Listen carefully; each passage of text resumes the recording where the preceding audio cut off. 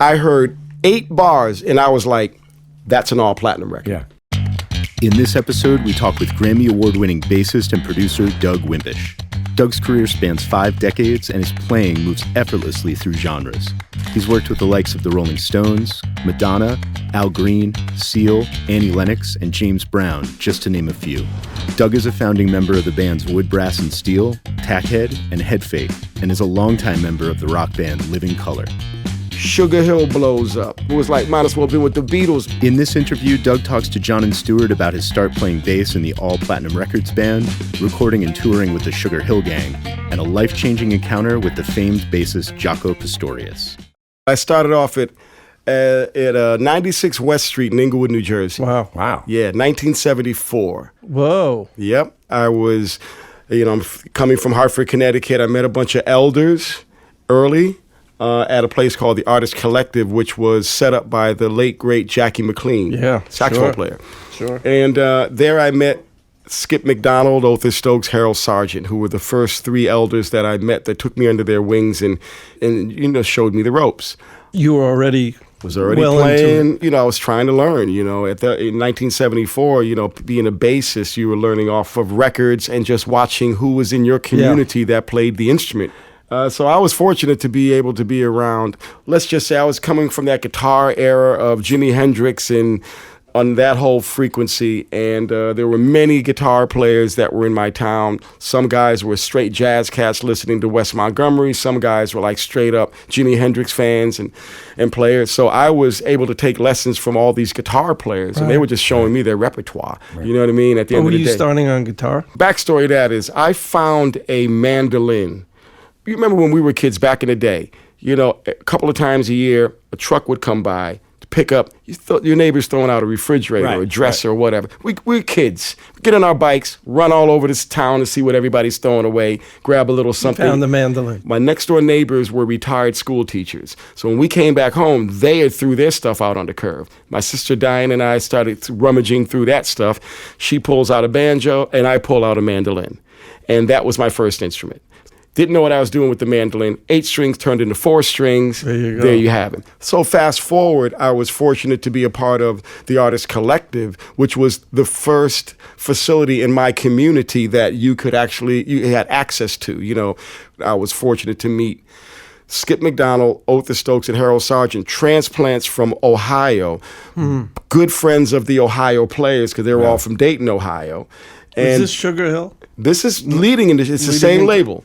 It was All Platinum Records. Wow. All Platinum shifted into Sugarhill Records. Amazing. Same place, same location. Where, now once again, Englewood? All Platinum Studios was located at 96 West Street in Inglewood, New Jersey, off of Palisades Avenue, right? That label, as under the name of All Platinum, put out artists like The Moments. And then they had Sylvia Robinson was the owner and artist on the label and producer. Right. Joe Robinson being her husband. Right. They had, again, artists like The Moments. And then they did the Whatnots. They had, Sylvia had her hits, Pillow Talk. Yeah.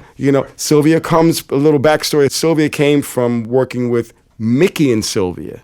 And if you remember, they had a big hit called Love is Strange. Yeah. Yep. And Love is Strange was one of, if not the most played single at that time in America until the Beatles came in. A little bit of backstory history of that. Amazing. So she was also, started off young, singing with a big band.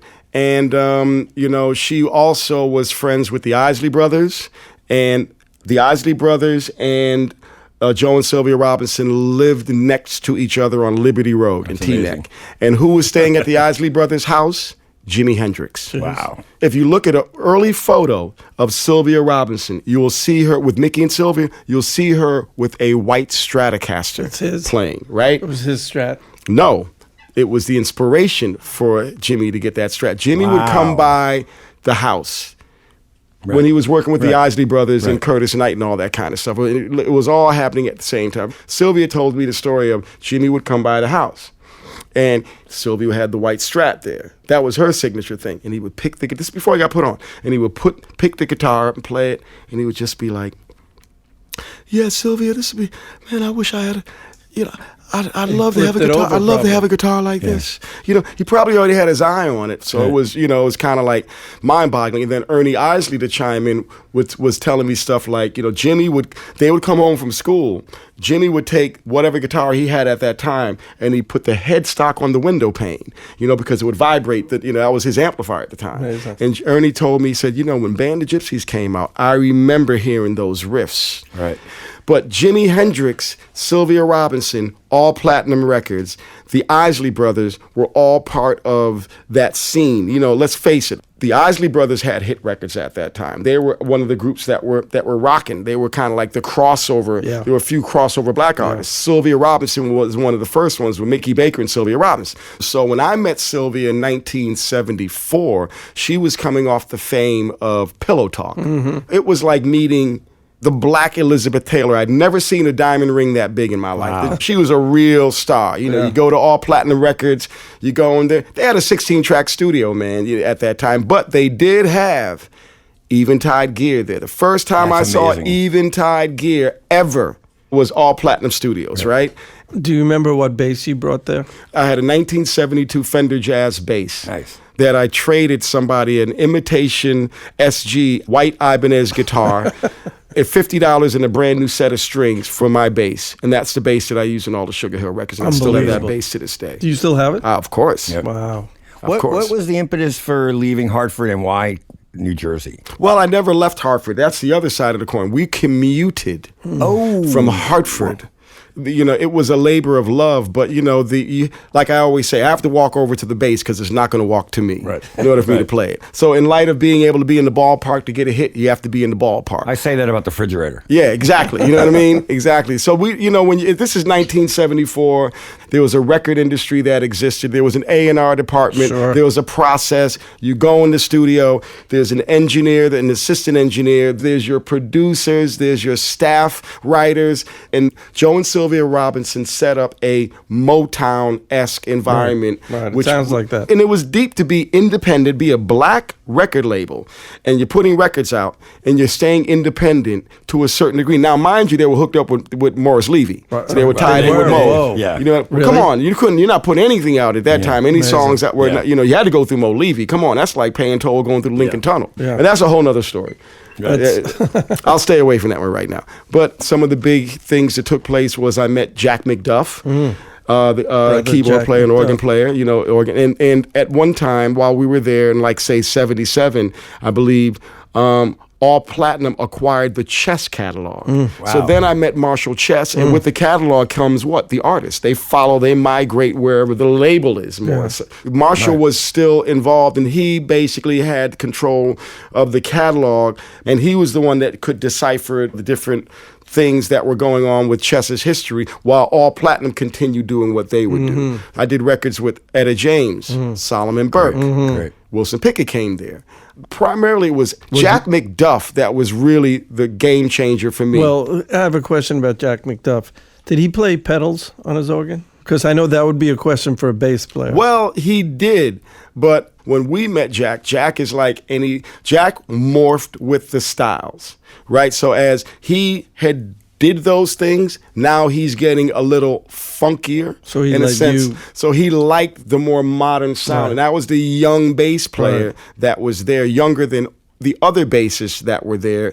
And Sylvia took a real shining to me. So I was fortunate to have Sylvia really she was like, don't you boys corrupt that young bass player. she, you know, I'm from the Bahamas. She has island roots. The guys that started me off, like I said, they're from Dayton, Ohio. Best friends with the Ohio players. Every band had a protege band at that time. Their band name was the Ohio Hustlers, and it's true to the game. Right. So I met these elders that were kind of like, the hustling ability was still there, but still the respectability was there as well. I learned verbal judo very well. Right. You know what I mean? How to, also what to do and what not to do. But that era of 1974 to 1979, we were able to elevate. The music was getting even more deeper. I was in a band called Wood, Brass, and Steel, and that gave us the opportunity to put a record out and also to work up the ranks. So by 1978 or 9, I became as equal as everybody else in that vibe. And Was Van Gelder still up? Van Gelder was still up there. So that's really close. You guys had It was very something in the water, very vibrant. Something, and then I'll remind you, and also Hugo and Luigi's studio was up there. H&L was up on top. Now I'm gonna shift to that. Now, 79 comes up, 1979. The record label had gotten caught in a tax issue. There was one time we came by the studio, and I was like, and the government had just shut the studio down, locked it up, put a friggin' do not go, you can't come in here. My bass was stuck in the studio at that time. But anyway, they hit difficult times. All Platinum was at the lowest that they could possibly be at, probably at that time. And we had taken a whole journey with them. From 74, things were vibrant, and then, the industry's shifting. Everything's kind of shifting over, and now they were in the shank. A lot of hits were being made. You had Parliament Funkadelic and all these things were going on. Artists were making shifts. George Clinton was now hooking up with Casablanca Records, and he's hooked up with Neil Bogart, and now he's hooked up with Kiss's set designers. So now black artists are able to do stuff on a really massive level outside of what was going on with the R&B vibe. You know what I mean?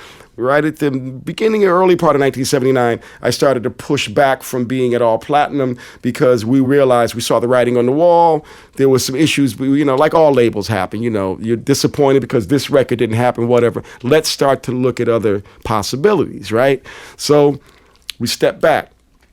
Then August comes up, and then Sylvia Robinson calls my mom's house. Now I'm with my elders. Now we're still in the frequency of we had put a second record out. They were supposed to promote it. Nothing happened. We hadn't heard anything. Sylvia's calling my house. My elders are like, don't take the call. Don't answer the call. I'm going to obey my elders. So then, you're not going to believe this. So then about, not even just a couple days later, we're playing at a place in New Haven, Connecticut called Leo's Welfare Disco. Can't make this shit up, can you? Yeah. And it was right next to the welfare office. And their motto to get in was $2 or a black eye. So we're playing at the Leo's Welfare Disco. And next thing you know, I hear Rapper's Delight come on the radio. Oh, man. Oh, wow. I heard 8 bars, and I was like, that's an All Platinum record. Yeah. Because, look, the sound of Muscle Shoals. The sound of Motown. My ears were tuned to the studios at that time because I was living in that world, and nothing could be as cheesy as that damn All Platinum record was at that time. You can't. You have to. There's no plug-in that can give you that much cheese going on right now. That's not going to happen. Well, maybe that's something for Eventide to work on. All right, Eventide needs to work on All Platinum 74 through 79 cheese era. So anyway, I hear it. I'm like, let me give Sylvia a call. She called back again, and I called her back. Hey, Doug. And I love how she used to say, how you doing? I miss you. I got something that's hot. I need you. Where's Skip? I need you to come on up here now. I said, okay, I'll come down. So I drove down. I went back down there. And the rest is history. So they maintained, they stayed at the same. Well, here's the deal. They cut Rapper's Delight. Right? And technically, if I would have answered that phone call earlier, I would have been on it, right? But she was so happy. Doug, I'm sorry, we miss you so much. Please come on down. I got something hot as hotcakes. That was her thing. Yeah. Her son, Joey Jr., was 16 at the time. Now, hip-hop had been going on in the Bronx for 5 years before, but it stayed regional. It was in the city. Her son turned her mother on to rap. Big Bank Hank worked at Crispy Crust Pizza on Palisades Avenue. So he was a bouncer at night at a club called Disco Fever. But during the day, he worked at Crispy Crust Pizza on Palisades Avenue. So you would go get your slice of pizza, you go in there, and Hank would be hip, hop, the hip, hip, hop, and he's making pizzas and spinning it, right? So, Mama, you got to hear this rap stuff. So the late, great DJ Hollywood had a residency at a place called Harlem World. So he brings his mom to go see DJ Hollywood. And the DJ's spinning this stuff. And then the next thing you know, Sylvia's so clever. She's like, that's it. Yeah. That's hot. That's great. I get it. So then, Joey, I want to cut a record. Let's go find me some rappers. Find me a rapper. Word got out in Inglewood. Big Bank Hank was the first one because he brings his mom to Crispy Crust and she meets Hank, and Hank's animated. You know what I mean? So he's like, he's Big Bank Hank, you know what I mean? He's straight from South Bronx, you know, knew the vibe, but had a very pleasant, joyous frequency. Hank, I loved Hank. One of my first pedals I ever got in the world came from Hank. Really? Totally. Wonder Mike and Guy just happened to catch the wind because all the kids played on Palisades Avenue, hanging out at McDonald's or whatever. So they caught wind that there was auditions. Sylvia was just trying to find one rapper. So Sylvia's like, so Wonder Mike and Guy come in, and they're chopping it up with Sylvia. So Sylvia's like, okay, all three of you come to my house. They lived up in Inglewood Cliffs, and we're going to continue the audition here. So they're all in the crib, and Sylvia's choice was to choose one. So, okay, play a beat. They would pass the mic around. Hank, you go first. And then he would go, well, I'm Ip the Dip, the ladies pip, the women fight for my delight, because I'm the grand master with the 3 MCs. He start rapping these rhymes, right? Pass the microphone over to Guy. He'd rap something. Pass the mic over to Wonder Mike. Wonder Mike was with a hip hop, the hip hip, the hip hop, and you don't stop. And she's cool. Okay, pass the mic back to Big Bang Hank. Well, I'm Ip the Dip, the ladies pip. He keeps singing the same rap over again, right? Sylvia could instantly see what was going on. And the backstory of Wonder Mike and Guy, they already had a rap group. They were kind of like real, kind of getting it in. Hank was the bouncer at Disco Fever. So he'd be in the doorway listening to everybody's raps, or one of which was his boy was Grandmaster Caz. So he didn't really have any original lines. Right. He's repeating what Caz, his boy, would say. So they kind of picked that up. And Sylvia was like, you know what? In the middle of the night, like 4 or 5 o'clock in the morning. Make it a group. I like Hank's voice. I like Guy's vibe. And the Wonder Mike is real tall, handsome, sleek. So she was like, you know what? I'm going to use all three of y'all. Genius. And that's how Rapper's Delight was cut. Right. Now, back to let's talk about the data of that. That record was cut. That record went gold in like moments. It's one of the largest selling 12 inches of all time. Sugarhill's on its knees. They're about to close. They have a hit record. They know it because they took Rapper's Delight, and Joe and Sylvia Robinson still had access to Frankie Crocker from WBLS. And Mr. Magic was playing like certain things. He had his Mr. Magic Hour, was the first person to spin hip-hop on BLS Fridays, maybe for a couple hours, right? So Joe puts in a call to Frankie. They play Rapper's Delight on the radio. Fucking radio blows up. Gotta play it again. It's 10, 15 minutes long. So they knew they had a hit. The problem is disc makers wouldn't press the record up because they didn't have the money to do it, or they didn't have the credit to do it. They probably still owe the money from other records. Right. Who bails them out? Mo Levy. Yeah. Call Mo up. So if you look at the first, if you have any of you folks got this, the first pressings of Rapper's Delight came out on Roulette Records. Unbelievable. For about 2 weeks. Wow. Then Morris Levy comes in and goes, okay, we're going to start a new label. I'm going to restructure the stuff. What do you want to call the label? Sylvia's from Sugar Hill, Harlem. Yeah, I want to call it Sugar Hill. Sugar Hill blows up. It was like, I remember doing the first gigs with them. It was like, might as well have been with the Beatles, man. It was rap was just, And they stayed in 96 West Street. So what's the first thing they do? Build the Westlake Studios. They were making so much money that they had to figure out ways how to, write it off. Yeah. It happens like a flash. I'm talking like within weeks. Next thing you know, I'm in Hartford, Connecticut, chilling out. Leo's Welfare Disco. I hear 8 Notes. Rapper's Delight. 4 days later, I'm back at All Platinum. We go right in the studio, start recording. But then, boom, George Clinton comes and he's like, I want the Sugarhill Gang to open up for us on the Knee Deep tour. That started October 31st, 1979. First gig was in Nashville, Tennessee. So Parliament and you guys. Parliament, Funkadelic, and we were the opening band. While that was happening on that tour from October 31st until about, say, around the 15th of December, closing out in Chicago, they were building the new Sugar Hill Studios. Right. Now, they had so much money.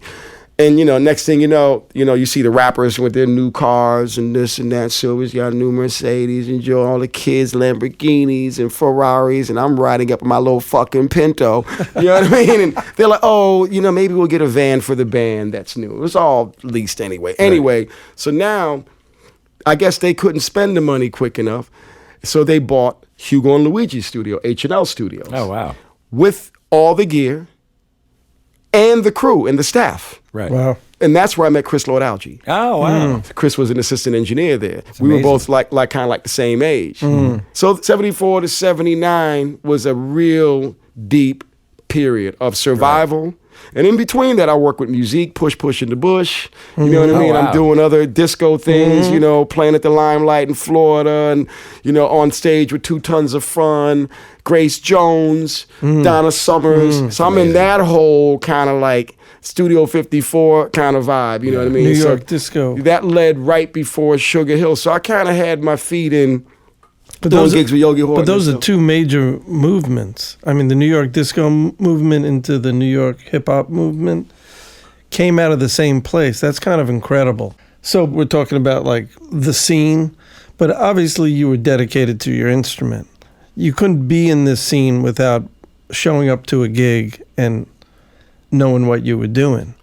Well, the whole thing is you wouldn't have a gig, unless you could figure out how to be, before you hit any notes, you give off enough of a good vibe so that I want to be around. I want Doug to come back. I like that kid. Yeah, exactly. Forget the notes. You know what I mean? That's really about that. It's your frequency. It's, we'll get to the notes later. But can you sit back in the corner and just be chill and not be a yes man, not brown-nosing anybody? Right. Can you insert something that somebody can go, yeah, okay, I'm digging that. Can you listen? I learned how to listen. If you listen, you can learn. And that was the key. I listened, and I'd be quiet, and I'd watch. And so a lot of stuff that I did wasn't necessarily the physical application of me playing bass. Right. It was the knowledge that I had of being in the studio and being so young and understanding what was going on from behind the desks. Right. My heroes started local. I'm like buy local. You know what I mean? Like farm grown, you know what I mean? Right here in the guys local you area. saw at club. The guys that I saw right in my own hometown that were bad as hell. You know what I mean? Because they were listening to Miles and Sly. And That's then they awesome. introduced me to Miles's live record. I'm checking out Jimmy Garrison or Oscar Pettiford. I'm checking out Stairway to Heaven or A Whole Lot of Love in stereo on my mom's flip-top stereo. I'm listening to War, Sly and the Family Stone, Larry Graham. Then the P-Funk stuff's coming in, Billy Bass. But then I got my hands on a Jaco Pastorius record, right? And I heard that. Then fast forward, my band Wood Brass and Steel had just played the week before at a place called the Bushnell Memorial in Hartford, Connecticut. And then Herbie Hancock was coming to perform there the week later. So we befriended the security guards and stuff, we kind of knew, and they would let us sneak in and watch the sound check, right? So I go there, and I'm a little kid to go backstage. I'm like thinking it's going to be Paul Jackson on bass. It's freaking Jaco Pastorius. Amazing. And he's taking Paul Jackson's place for a short period of time while he's on the road. So I go backstage, see Jaco, and Jaco's, we just locked eyes, and those eyes, man, were like something else. So I go there, he just comes up to me, I'm the just a little kid, start talking to him, he starts talking to me, and then, he's got the acoustic 360 bass amp, he's got a glass of milk on top of the amplifier, he's got this kind of looping thing up there, and he's just chilling, he's just, for some reason, maybe it was that moment, thank God, he just gravitated to me, and I'm sitting there talking to Jaco for like an hour more. Come showtime, I'm like, yeah, man, Jaco, it's a pleasure talking to you. I'm going to go to my seat. And he said, no, man. No, you stay right here. So then after the show, I'm still right there. And I'm just like, man, I mean, that's the first real bass hero I ever met. Right. Ever. Jaco comes over, we're chatting. And right next to the Bushnell Memorial is like radio station, WCCC or whatever, right? It's right there. 2 guys from the radio station pop up. By this time, it's probably like 11 o'clock at night, right? And Jaco's like, he had told me he was, he said he had just came from Criteria Studios. They had just finished mixing the new Weather Report record, right? It was like, cool. We were talking about that previously. After the gig, he pulls out of his pocket a Maxell cassette tape. He had just got the mixes of the entire Heavy Weather record. Wow. These guys are like, yeah, we're from the radio station, blah, blah, blah. Jaco was like, pulls that tape out, he looks at me and he goes, You guys got a tape machine over at your station? He said, yeah. You want to hear what I've been working on? Yeah. I heard the entire fucking heavy weather report record from top to bottom. Amazing. With him Jaco, there. With him there 4 or 5 months before it came out. Now just imagine being a kid. I had to be 20. I can't tell you what that did to my head, right? Yeah. Check this out. It gets better. So I hear it. And then he's like, you know what, Doug? You're from around here, man. You know, I was hanging with John McLaughlin, and John said, yo, man, there's a place. He was working with, John had like one of the early guitar synths, right? He's working with synthesis. Yeah, right. He's like, man, there's a place up here, man, in Connecticut, not far from here, that did John McLaughlin's kind of like retrofitted some guitar with early synthesis. I said, Electrocomp synthesis. He said, yeah. Just so happened, one of my friends, a conga player, Courtney Branch, that I grew up with, knew the guys. I had been there previously. So I said, yo, Jaco, I actually met the guys before. You want, I could take you out there tomorrow if you want. He said, yeah. So I said, I'll call them up in the morning and see what's going on. So I called the guys up in the morning. I'm a little kid, right? But I met the guys before, and I'm like, look, I got Jaco Pastorius that's interested in coming out there to see, the synthesizer. They took an Ovation bass and retrofitted it. And they're like, yeah, sure. Okay, come on. I said, what's the address again? They gave me, okay, yeah, sure. They kind of like believed me, but didn't believe me, right? Man, let me tell you, I pulled up in my old yellow Pinto, picking Jaco up at the hotel. Coolest Pinto ever. Drive out 84 to Vernon, Connecticut. You should have saw the look on these guys' faces when Jaco walked through that door. I had a hall pass for life after that. Yeah. I was cool. So Jaco's there, and he gets to play the bass. I'm just so happy that I had that on. So he's playing it, and he had to get back to the bus at 1 o'clock in the afternoon because they're going off to another gig. They're going to Boston. We're there for about an hour, whatever, get him back. So then he's like, thanks, Doug, man. Thanks for the afternoon. Great evening. I'm like, thank you, man. I'm like, So he gives me his number. Nice. Yeah, man, if I'm in Fort Lauderdale, if you ever, whatever. And he gave me the number, and I just kept that number, man. I just kept looking at that number. I went back home, and I'm like, man, I always wanted to call, but I never called. Mm-hmm. I might have called one time, and nobody answered the phone, but I was too shy. But within that 24-hour period, right? Life changer. My life changed. Yeah. Forever. Life changer. Changed my whole style. Yeah. Changed my thinking. I watched how he did the harmonics because he showed me. He was like, this is how you do it, man. He did it because he does it. He was doing it with his thumb, and I couldn't do it that way, so I started the same frequency of hitting the false harmonics, but I'm hitting it with my pointer fingers. Right. To this day, I've never had a bass player experience like that in my life. That's a pretty great one to have, though. I mean, that's, Of all. Yeah. It just changed my life, man. It changed my whole concept. Bootsy changed my concept. Larry Graham changed my concept. But at that moment in time, that was the first. But Jaco also, you just mentioned like all of my favorite bass players, but he was a jazz bass player. I mean, he could do it all, but his roots were really as a jazz player. And was that an influence on you? The fact that he wasn't just down the middle. He was he a hung musician. on the left. Yeah, because he played piano. Right. I could hear the jazz components. I could hear the classical components. I could hear the Eastern European components. He could hear the drums, what's going on with the hi-hat and the shape between, he could hear what's going on with the horns to make it sound better. Maybe that's coming from when he was working with Wayne Cochran. Maybe it comes from when you're playing these big bands. You know what I mean? When you're playing with different people, you learn the discipline. You know what I mean? You might remember this era, but like early 80s, I was living in the Village, right? And I used to play in bands on Bleecker Street. And there was the basketball courts down there. Around West 3rd. So he used to hang at the basketball court, and he'd walk into the clubs, bass, no case, and a basketball, right? And people would say, oh, he's kind of like, he's losing it a little bit. But all he 55, right? Yeah. Okay. All he really wanted to do was sit and play and then go out and play some It wasn't like nefarious. He would walk into the club, hey, can I sit in? Sure. Or not. And then he'd go back out to play basketball. But there was nothing, I mean, it looked weird, but there was nothing nefarious about it. He just wanted to play. That's all he wanted to That's do. all. He was happy. You could look at his eyes and just Yeah. tell. And at that time, he was clean as a whistle. He was real clean. He had a glass of milk on top of his amplifier. Right. My memory of him was on point, and he was a Right. good dude to me. And I'll never, ever forget that. And maybe it's kind of good that I didn't see him when he hit the shank. Yeah. You know what I mean? Yeah. Or maybe it might have been good because it might have been a wake-up call. But my memory of Jaco was that. Amazing. Clean, happening, killing. Yeah. I know. And giving. He was a giving dude. He didn't have to hang out with me. He could have been that egotistical. No, man, I met a lot of guys, man. They don't want to tell you nothing. No. I'll show anybody anything I know, whether it's good, bad, or indifferent, anything. So these are the lessons in life. Yeah. You know what I mean? You got it. It's lessons in life. I feel like it's the same way with engineering or producing. I watch so many guys like Bill Whitman or Rick Chertoff, and I cop so much of what they did. You know, I learned from them.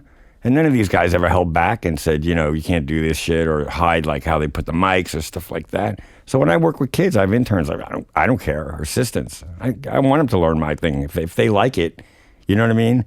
It's all like learning. It's turning it down to the next generation. Well, that's it. And to chime in on that, Chris Lord-Alge. You remember Steve Jerome, engineer? Mm-hmm. Yeah. He had 3 assistants, Nina, Susan, and Chris was the youngest, right? He was a young kid. Chris's mom, piano player. Chris's mom and Steve Jerome were friends. Gotcha. Right? She was piano player and did stuff, and she would, do sessions or whatever. Steve comes by the house one day, right? And by this time, she's a single mom. She's got 4 boys. Chris and them are in the basement. Chris is playing drums. Tom is banging around or whatever. Steve was like, "What's that noise downstairs? What's all of that? What's that?" And she's like, "Oh, that's my son. Whenever I go to work, they take my stereo speakers and turn it into a PA system and stuff." So she was saying, I'm kind of, Chris is about to go into high school, whatever. I'm a little worried, blah, blah, blah, blah. And what I need to try to get him, I want to try to get him into something. But he's hearing it. So Steve was, let me go downstairs and check out what they're doing because they sound pretty good. It's a pretty good sound down there going. He's got your speakers. Steve Jerome goes downstairs, sees Chris, got the stereo speakers up. Shit's blazing away, cool. Comes back upstairs to the mom, says, I like him. Bring him by the studio on Monday. Let me see what he can do. She brings him by the studio, and Chris is super clever. I'll take Chris and have him here. Wow. He's 15, Wow. right? And I'll take him and start working with him. She took him out of school. Wow. That's how Chris got started. That's unbelievable. You know what I mean? Good move. And Lot of then hit records. so he started off there. But when I met Chris, he came with the package of the acquisition of Sugarhill buying out Hugo and Luigi's studio, right? And it came with everything. Personnel, content, nothing changed. It was just changed to Sweet Mountain, right? 1979. Sugarhill Westlake Studios is being built down the hill. They still needed another studio to work at. So we were kind of working at Hugo and Luigi's studio. It's all Morris Levy's connections anyway. Up the hill while that studio was being built because they were gutted it all out and they're starting from ground zero. So we still had to cut. So we started cutting up there and I loved the sound of that studio and all the cameo records were there. Steve knew how to get a fat sound. He knew how to get that kick drum and that stuff right. And it was nice to be up the hill. You're in Inglewood Cliffs, you know what I mean? You're not down, you know what I mean? It's kind of vibe, and everything was so dope. And it was already dialed in. It's nice and seasoned. So Sylvia's like, you know what? Next thing you know, next day it's like, I'm buying the studio with everybody in it. So then now, Chris and I are the 2 youngest, kind of like, I'm the youngest musician, he's the youngest engineer there. So we became friends instantly, right? Matter of fact, I used to pick Chris up at his crib and bring him to the studio session. Same Pinto? That I managed to get I had one of the, by that time I had a Nova, an old pimped out Nova that was fast as hell, you know what I mean? Yeah. Oh, that thing was a rocket. Thank God I got rid of that. So now up the hill, they had the Eventide Instant Flanger. I'm in a real proper studio. Real good room, dialed in, Steve knew how to. So now we became friends. And at this time, we were cutting hit after hit after hit. We cut straight hits. Kenny Gamble said, our rhythm section, Skip McDonald and Keith LeBlanc, were on more turntables than any other rhythm section on earth at that time because every Sugar Hill record was the rap version on one side and the instrumental version on the other side. Very smart. And were you playing out of an amp or were you doing DI? No, I was playing out of an amp. We had an old B15, you know what I mean, going through the DI, mic'd. But that stuff had been there probably from Just Walk Away when they days. Yeah. You know what I mean? When, you know, Don't Walk Away, whatever that song was, who Steve was a writer on. So that studio was seasoned. It was, you could tell it had been there, nothing had moved. Don't move the drums at all. Right. The thing is, Chris and I, he's a youngster. There's 2 other assistant engineers. And then Steve is real big. He'd get in there. You know, back in those days, you'd be doing a session and then you're doing a mix. You put the tape over it so nobody's touching anything, you know what I mean, and whatever. But then Chris would be the one to get there the next day. You have to clean the heads, do the tones, align the machines. Right. The MCI head, you hit a button, you got the tones coming out and all that kind of stuff. So you align the machine, and I get there early and hang out with Chris, right? And then Chris is so clever. He was a drummer, so after a while, Chris had been working in the studio so long, he had a secret 24-track reel that was a Chris Lord-Alge reel of him playing drums and stuff, and he just practiced working the effects. Right? So Chris would be like, Doug, come in early, man, before the session. We're just going to jam. So he put up the reel of his drums so he wouldn't touch the setup or whatever. And then he'd be like, yo, man, I'm going to put you through this Eventide flanger, man. I'm going to put you through this I'm dead serious. He'll tell you verbatim the same thing. So we get in there early and just play like 2 kids in the sandbox. That was the beginning of effects. Yeah. Right. In studio effects. I've always played with some effects, but Chris and I so we kind of both came up at the same time, and then he started working his way up the ranks. But still, because of you're cutting records, you don't mess with the formula. Back to Steve Jerome. Steve would get phlebitis. His legs would swell up. You know what I mean? And basically, he was the principal engineer. And at that time, he would get sick, and sometimes he wouldn't show up for a week, 2 weeks. I'm a studio musician. Sylvia would not change a thing. Nope. Nobody even go in the studio. Right. Just leave it the way it is until Steve comes back. That happened once. Beautiful. Now I'm making my living off of doing studio work. That happens once, cool. Second time it happens, and we're kind of hurting. Third time it happens, I go to Sylvia, because I was kind of tight with Sylvia. Now, Sylvia, it was a Jack McDuff session coming up. Jack has a session. I said, I know Steve's sick again. Would you mind Chris engineering? Get him to engineer. She's like, nope, I don't want to do it. Steve only in that room. I'm not letting it, don't touch anything. Okay. Steve gets sick again. Same artist, Jack McDuff. And Jack is hardcore. Jack is like, man, I don't know what's going on. He's Harlem based. He's like, I just want to get this record done. I said, Sylvia, would you mind letting Chris? He's more than ready. It's more than case. She said, you sure? Sylvia, okay, I'll let him do. That was his first session. Wow, that's great. Wow, with you and Jack McDuff, that was his first. That was his first put-on session. Wow. Right, engineering session. Very that was his first. Now, it may not have been his first engineering session, maybe what he did outside of Platinum, but that was his first engineering session at Sugarhill. God bless you for pushing. Well, God bless him. He's my mate. You know what I mean? Now you pushed. I was just with Chris at Summer NAMM. Right. And he had an event honoring some of our fallen engineers. Yeah, I was on this tech panel with him and a couple of the other engineers. So we're really, really tight. Great. And he always explains, when he introduces me, he just dragged me up on the panel. He's always like, this is my oldest friend in the business. Right. He used to pick me up in his car and take me to the session. He never, ever forgot. Really beautiful. That's great. And nobody sponsored me more honestly than Eventide. They've always been there to help me out. I can't thank you guys enough. You guys have always been there, and we're family forever. On that note, peace and love. Yeah. We love you, man. Thank you, man. Wow. Excellent. All right. Dig it.